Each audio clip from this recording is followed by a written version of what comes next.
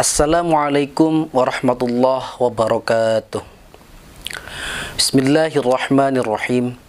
Alhamdulillahilladzi faqqahana fid din wa 'allamana 'ilmal yaqin.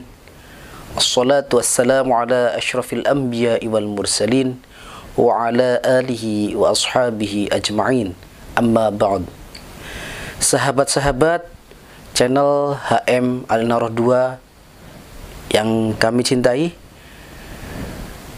kita kembali lagi, kita akan sedikit membahas tentang puasa Ramadan. Allah Subhanahu wa ta'ala berfirman di dalam Al-Quran, Ya ayyuhalladzina amanu kutiba alaikumus syiyamu kama kutiba alal ladzina min qablikum la'allakum tattaqun. Bahwa kita sebagai orang yang beriman diwajibkan kita untuk berpuasa di bulan Ramadan. Akan tetapi dalam ayat lain mengatakan Allah, ketika orang tersebut dalam keadaan yang tidak memungkinkan untuk berpuasa, maka orang tersebut boleh menggantinya pada hari-hari lain. Sahabat-sahabat, para santri yang saya cintai, sebelum kita masuk di bulan Ramadan, ada hal yang harus kita laksanakan terlebih dahulu, yaitu mengqadha puasa bagi orang yang mempunyai qadha puasa. Artinya orang tersebut pernah meninggalkan puasa. Ada beberapa kemungkinan orang tersebut meninggalkan puasa, penyebabnya ada beberapa kemungkinan. Yang pertama, karena misalkan masih anak kecil atau anak tersebut belum sampai kepada sinnul bulugh atau umur baligh. Umur baligh itu minimal adalah 9 tahun, maksimal adalah 15 tahun. Artinya, di dalam usia 9 tahun tersebut, ketika terdapat tanda-tanda baligh, maka anak tersebut dikatakan sudah baligh. 9 tahun dan 15 tahun tersebut adalah secara hijriah. 9 tahun, ada beberapa tanda, seperti bagi perempuan adalah haid, bagi laki-laki dan perempuan ada ikhtilam. Kemudian ketika keduanya tidak mengalami, maka orang tersebut menunggu sampai usia 15 tahun. Ketika di usia 15 tahun, maka dengan sendirinya anak tersebut baligh. Sudah baligh atau dikatakan baligh bil umri. Baligh dengan sebab umur. Anak kecil, bagi orang tua, wajib untuk memerintahkan anak kecil tersebut untuk mempelajari puasa. Untuk mempelajari puasa, dalam orang Jawa, dalam budaya Jawa, ada beberapa macam puasa pembelajaran bagi anak-anak kecil. Ada puasa setengah hari, ada puasa yang sampai asar, dan yang lain-lain. Yang mana tujuannya adalah membelajarkan atau mengajarkan anak tersebut agar supaya kuat untuk berpuasa. Maka kalau anak tersebut belum sampai sinnul bulugh atau umur baligh, maka anak tersebut juga belum dikatakan wajib untuk melaksanakan puasa. Dengan otomatis anak tersebut ketika meninggalkan puasa, maka anak tersebut tidak wajib mengqadhonya. Ada dua macam qadha. Ada orang tersebut ada yang qadha mengganti puasa di hari yang lain. Ada yang fidyah atau mengganti dengan makanan pokok dengan mensodakokannya. Ada yang keduanya. Lah ketika anak kecil tersebut tidak dalam keadaan baligh, atau belum dalam keadaan baligh, maka si anak kecil tersebut tidak wajib untuk melakukan qadha dan fidyah. Kemudian yang kedua adalah orang yang gila. Orang yang gila ini, ada orang yang berpura-pura gila, ada orang yang gila beneran. Memang gila. Kalau pura-pura gila, ya berarti orang tersebut masih dikenakan kewajiban untuk melaksanakan puasa. Kalau orang gila tersebut memang benar-benar gila atau akalnya itu izalah, hilang, maka orang tersebut tidak diwajibkan melaksanakan puasa. Tidak wajib melaksanakan puasa, karena salah satu batas daripada taklif, terkena hukum dari Allah Subhanahu wa ta'ala, itu adalah adanya akal, wujudul akli, tidak izalah akalnya. Ketika izalah, maka orang tersebut tidak diwajibkan untuk melaksanakan puasa.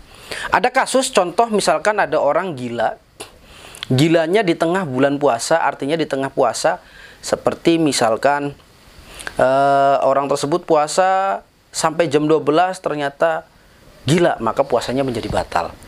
Apakah si orang gila tersebut wajib untuk mengkodonya? Bergantung. Ketika orang gila tersebut sembuh dari kegilaannya, maka orang tersebut wajib mengkodok yang dia tinggalkan, yang ketika tinggalkan setengah. Kalau sudah dalam keadaan gila full, maka tidak wajib untuk mengkodonya. Tapi kalau misalkan dia sudah berpuasa kemudian dia gila, maka puasa yang tadi batal tadi, yang hanya wajib, itu saja yang wajib dikodonya. Hanya kodok, tidak fidyah. Kemudian sakit yang ada kemungkinan untuk sembuh, seperti sakit panas atau misalkan sakit pilek, tipes dan yang lainnya, ini juga termasuk udzur daripada puasa. Ketika orang tersebut tidak mampu atau tidak kuasa untuk melaksanakan puasa, maka boleh membatalkan puasanya. Dan juga karena ada minum obat misalkan, maka dia boleh membatalkan puasanya dan hanya mengqadha saja, tidak membayar fidyah. Ya. Kemudian ada lagi yang sakit tidak ada harapan untuk sembuh, atau misalkan orang tua yang sudah sangat tua, atau mungkin dalam bahasa kitabnya disebut dengan Syekhul Haram, orang tua yang sudah pikun. Maka kedua kasus tersebut, orang tersebut tidak wajib membayar qadha puasa, tapi bagi ahli warisnya atau bagi walinya itu menggantinya dengan fidyah. Apa sih fidyah tersebut? Fidyah itu adalah it'amu miskin, memberikan satu orang miskin, satu mud. Satu kali waktu maka satu mud. Satu mud itu kira-kira 7 on atau main aman 1 kilo. 1 hari meninggalkan berarti 1 kilo. 2 hari meninggalkan berarti 2 kilo. Dan seterusnya. Kemudian selanjutnya adalah musafir. Orang yang bepergian musafir dengan safaron tawilan atau safaron masafatal qasri, berpergian yang mana bepergian itu dengan jarak, boleh meninggalkan sholat, boleh mengqashar sholat, boleh mengqashar sholat, maka orang tersebut boleh untuk berbuka, dan menggantinya, mengqadhoinya di hari-hari lain, akan tetapi tidak membayar fidyah. Itu bagi musafir. Kemudian selanjutnya adalah orang hamil dan juga orang yang menyusui. Ini orang yang hamil dan orang yang menyusui ada 2 kemungkinan. Ada 3 kemungkinan bahkan. Kemungkinan yang pertama, dia takut karena dirinya, dia juga, atau kemungkinan yang kedua, dia takut karena anaknya, anak yang disusuinya ataupun anak yang dikandungnya. Kemudian yang terakhir adalah dia takut karena kedua-duanya. Artinya takut terhadap dirinya, berarti dirinya takut tidak kuat atau karena tidak ada asupan makan. Karena dia sedang menyusui dan sedang hamil, maka dia membutuhkan energi yang lebih, tapi dia sedang melakukan puasa, dia boleh membatalkan. Atau dia takut tidak hanya kepada dirinya saja, tapi kepada anak yang dikandungnya atau anak yang disusuinya. Nah, ada juga yang takut terhadap anak yang disusuinya dan juga takut terhadap anak yang dikandungnya, terhadap dirinya tidak. Maka ada beberapa perincian. Ketika seorang ibu tersebut takut terhadap dirinya saja, maka yang diwajibkan adalah membayar qadha, membayarkan qadha saja. Kalau misalkan si ibu tersebut takut karena anaknya, maka dia wajib bayar qadha dan wajib bayar fidyah. Yang terakhir, takut kedua-duanya, maka si ibu tersebut hanya wajib membayar qadhonya saja. Itu beberapa perincian. Kemungkinan orang tersebut atau penyebab orang tersebut meninggalkan puasa. Ada lagi kemungkinannya, yaitu haid dan nifas atau menstruasi dan juga nifas.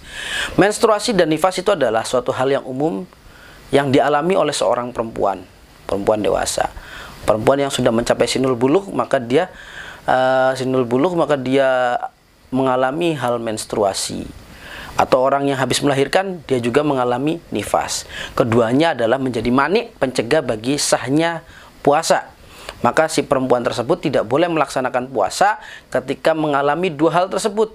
Akan tetapi dia walaupun tidak wajib melaksanakan puasa, dia wajib imsak atau menahan diri untuk tidak makan, menghormati orang-orang yang puasa untuk tidak makan. Minimal dia tidak makan di depan orang-orang yang berpuasa.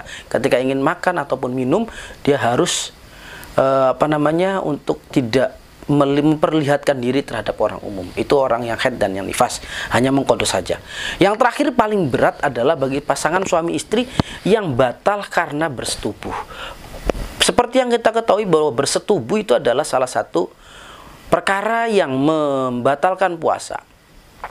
Kalau puasa tersebut batal karena bersetubuh, maka si laki-laki dan si perempuan tersebut terkena hukuman yang paling berat di dalam puasa. Tidak hanya sekedar mengqadhonya saja, tapi juga membayar kifarat atau kafarat. Kifarat tersebut adalah kifarat tartib, bahasa di dalam fikih. Yang pertama, artinya kifarat tartib tersebut harus dilaksanakan secara berurutan. Ketika satu dia mampu, maka cukup. Tapi kalau tidak mampu, ganti ke urutan kedua. Kalau tidak mampu, ganti ke urutan ketiga. Di dalam kifarat, urutan yang pertama adalah memerdekakan hamba itqu raqabatin mu'minatin salimatin minal uyub. Memerdekakan seorang budak yang mukmin yang tidak cacat. Akan tetapi, seperti yang kita ketahui, perbudakan pada era modern seperti ini sudah tidak kita temukan lagi. Maka tidak mungkin untuk kita memerdekakan seorang budak karena budak sendiri sudah tidak ada, atau hamba sendiri sudah tidak ada. Maka jatuhlah ke urutan selanjutnya, itu urutan kedua, yaitu saumun atau siyamin sahraini mutatabi'aini fa'alaihi bisyam sahraini mutatabi'aini. Maka orang tersebut wajib membayar kifaratnya dengan cara puasa 2 bulan secara berurutan. Artinya tidak boleh terputus. Ketika terputus, maka dia harus mengulang lagi hitungannya dari pertama. Ketika seperti ini, maka perempuan tidak mungkin, hampir tidak mungkin terkena atau melaksanakan hukuman yang kedua ini.